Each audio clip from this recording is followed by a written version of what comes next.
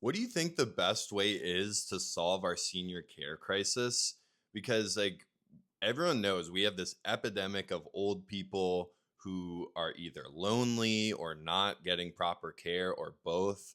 And it seems so silly in a country like the US that has a vast amount of wealth and population. Like you'd think this wouldn't be a problem. And, the most obvious way to solve this would be to do what other countries do, which is your parents or your elderly family members move back in once they get too old.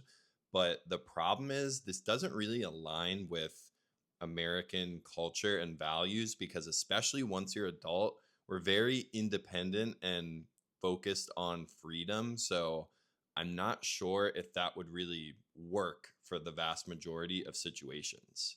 And we all know that Social Security is kind of a joke. Like it's this measly check that for a lot of people doesn't isn't enough for them. They can't get by on it. So my thought here was like, what if we made it optional, which already people are pushing for, and then instead of getting a check, you got a spot in like a federal or state run retirement home where you can interact with other people, you can be cared for, but also like your assets now don't really matter. You can either sell them or give them away because you paid into this program.